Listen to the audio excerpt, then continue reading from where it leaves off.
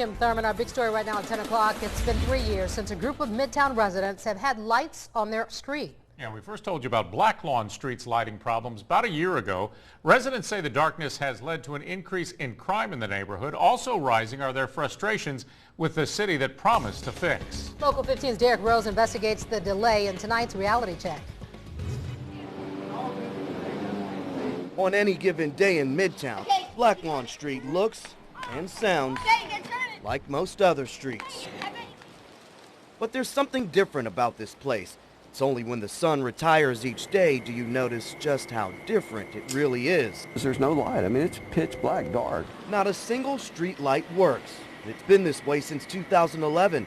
3 years of waiting has become 3 years of frustration. I don't think you have to go through a lot of justification to get street lights. It seems like a pretty basic service that the city ought to provide.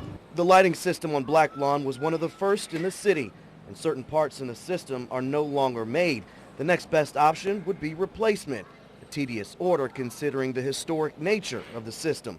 Neighbors tell me they were told the cheapest fix would cost the city $88,000. When Local 15 started asking last year when the problem would be fixed, the city's electrical superintendent, Doug Davis, told us this. When funding gets allocated October, I would think probably within 2 months you could get the work completed. He made that statement last June. In the 10 months since, a new administration has taken over and a new budget passed. But John Kilpatrick and his neighbors still have the same old problem. When they're dissatisfied, I'm dissatisfied. District 2 Councilman LaVon Manzi represents the Blacklawn community, and he heard their concerns even before he was elected to the council. He too has been pushing for a fix, writing to the mayor directly and raising the issue during city council meetings. Well, it's a priority to me, and I would hope it's a priority for the administration. They've said that to me.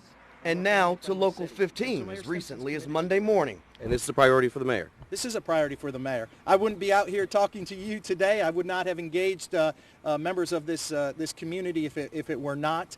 Chief of Staff Colby Cooper tells me he personally spoke with a Blacklawn resident and assured them the Stimson administration has done its homework on the problem and also roughly estimates a fix at around $90,000. Said it's a matter of changing the circuits on these lamps. It's boring the conduit and then it's hooking it up in a way that allows for the transfer of electricity.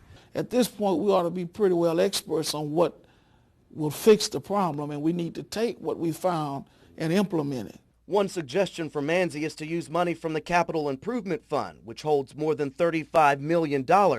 Using just $88,000 to $90,000 to fix the lights on Blacklawn would be a small fraction of that total. Certainly, the funds are there for us to move proactively to letting there be light on Blacklawn. There ought to be light. There's light everywhere else, and those citizens deserve no less than illumination on their street as well. And Cooper, on behalf of the mayor, shares those feelings. In addition to pulling from the Capital Fund or General Fund, he's still hopeful an alternative funding source can be found. But until funds are finalized, a specific deadline won't be. I can't give you a specific time frame, but once we identify a funding source, we'd have to then go out and make sure that we, through our proper procedures, hired the right contractor to do the work. In an ideal world, it would take months to finalize, but I don't want to be premature, understanding that money is the issue at this point. Meanwhile, neighbors tell me the promise was made, and they want it kept. Fix my lights. That's it. Fix the lights on Blacklawn Street. They've been out for 3 years, and 3 years is too long to be in the dark. Derek Rose, Local 15 News. Well, Councilman LaVon Manzi says if his residents continue to go without lights, he would find it very hard to vote for improvement projects in other communities outside his district. Local 15 News will keep tabs on the progress of this project and let you know when there are any new developments. Local 15 News is your advocate to make sure your tax dollars are working for you. If you know of any wrongdoing, scams, or abuse of your tax money, call our Reality Check hotline. There's the number, 1-877-315-7268. Now to a neighborhood crime